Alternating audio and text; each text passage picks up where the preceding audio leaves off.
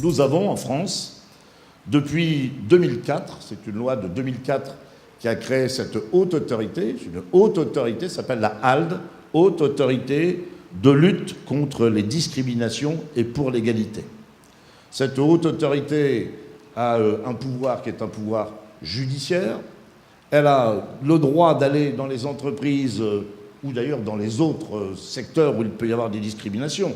La discrimination, elle peut être pour le logement, elle peut être pour l'embauche, elle peut être également pour la progression au sein de l'entreprise.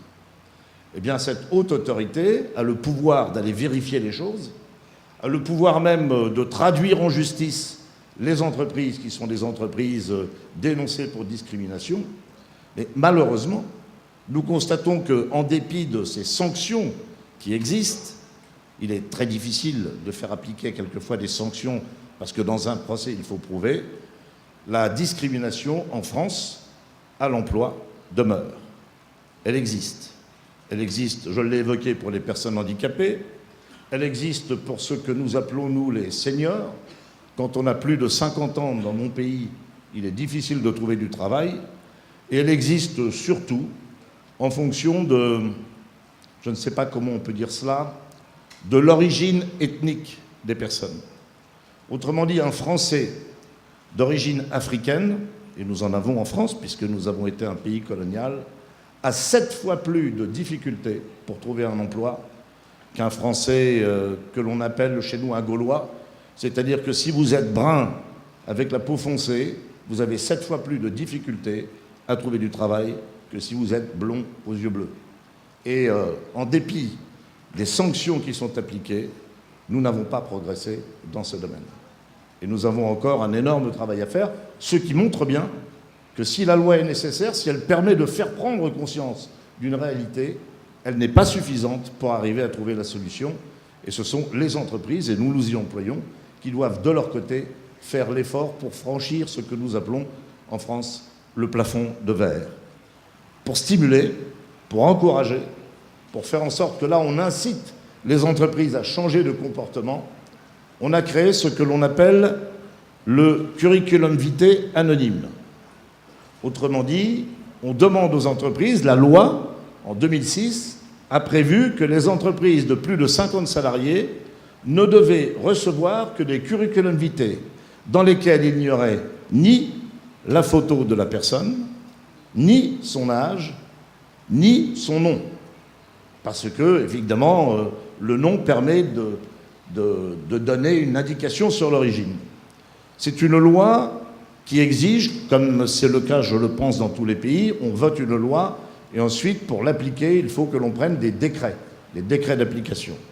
La loi a été votée en 2006, le décret d'application n'est pas encore sorti.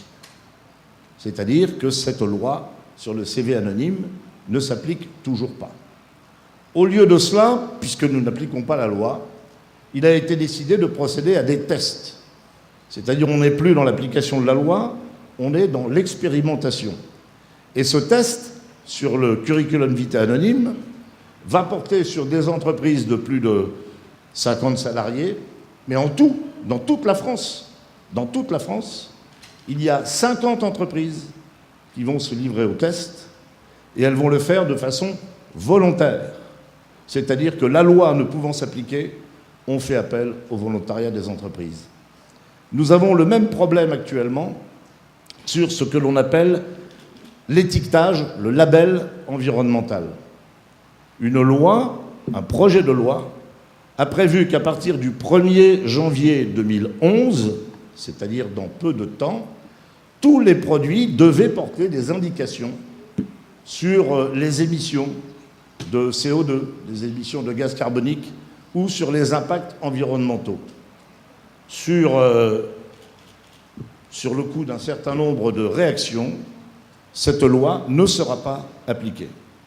Les pouvoirs publics français y ont renoncé et ont décidé à la place d'instaurer à partir du 1er juillet 2011, donc 6 mois plus tard, la date prévue, là encore, des tests sur la base du volontariat.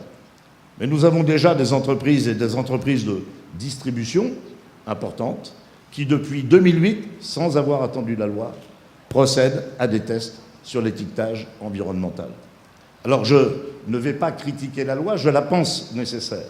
Je dis simplement que si une entreprise se contente d'attendre la loi, de l'appliquer plus ou moins bien, on l'a vu dans le cas des personnes handicapées, je crains que nous donnions de bons alibis. En France, on a l'habitude, quand il y a un problème, on vote une loi. Et on a le sentiment qu'on a accompli son devoir. Je pense que le principal, c'est déjà de faire appliquer les lois que l'on a votées. Les tests sont une bonne solution. Je crois qu'aller au-delà de la loi, appliquer et aller au-delà de la loi, est certainement plus vertueux. Alors un dernier mot, pour terminer, sur quelque chose d'un peu plus optimiste. Les lois peuvent encourager les entreprises à des actes volontaires. Autrement dit, la loi peut encourager les entreprises à faire mieux que la loi et à faire plus que la loi. C'est le cas d'une loi qui a été votée en 2001. Et Madame Mitterrand, qui était là ce matin, s'en souvient, puisque c'était sous un gouvernement socialiste dirigé par le Premier ministre Lionel Jospin. Et on a voté à ce moment-là, le Parlement a voté à ce moment-là, une loi qui s'appelle « Nouvelle régulation économique ». Et dans cette loi, il est prévu que toutes les entreprises cotées en bourse, il y en a 700 en France, publient chaque année un rapport dans lequel figurent leurs implications sociales, territoriales, environnementales, tous ces aspects de leurs activités. Autrement dit, il y a un rapport financier qui est obligatoire pour les sociétés cotées en bourse. Il y a aussi ce rapport de responsabilité sociale et environnementale qui est désormais publié. Le problème, c'est que la loi n'a pas prévu de sanctions et que donc toutes les entreprises cotées en bourse ne publient pas de rapport. Alors que fait-on dans un cas comme celui-là? On prend une nouvelle loi et il y a en ce moment même, la loi est en discussion au Parlement, une nouvelle loi pour faire en sorte que toutes les entreprises de plus de 500 salariés, cotées en bourse ou pas cotées en bourse, soient soumises à l'obligation de publier ce rapport. Et la discussion porte sur le fait de savoir quelle sanction s'appliquera à ceux qui ne respecteront pas cette loi, et surtout de savoir si une autorité indépendante ou des autorités indépendantes, des agences de notation par exemple, mais pas financières, des agences dans le domaine ou des institutions comme Ethos, pourraient labelliser en quelque sorte et dire oui, effectivement, ce rapport est conforme à la réalité, ou non, ce rapport n'est simplement que de la communication. Je crois que cette loi aura un caractère qui sera un caractère, de mon point de vue, incitatif, pour deux raisons. La première raison, c'est que les entreprises qui font bien, qui sont engagées dans des démarches de responsabilité sociale et environnementale, auront la possibilité de le faire savoir, et que de ce fait-là, les consommateurs, les actionnaires, pourront faire la différence en s'adressant de préférence à ces entreprises qui sont plus vertueuses que les autres. La deuxième conséquence que j'espère, c'est qu'à partir du moment où cet exemple sera montré, sera donné, d'autres entreprises qui ne sont pas engagées dans cette démarche seront en quelque sorte tentées de suivre leur exemple et de se lancer dans une politique d'amélioration. Je vais terminer par une citation d'un auteur de mon pays que j'aime beaucoup, qui connaît d'ailleurs fort bien l'Amérique du Sud, qui connaissait fort bien l'Amérique du Sud, et qui s'appelait Antoine de Saint-Exupéry. Et il a dit une phrase que je trouve remarquable et qui est la devise de l'institution que je préside.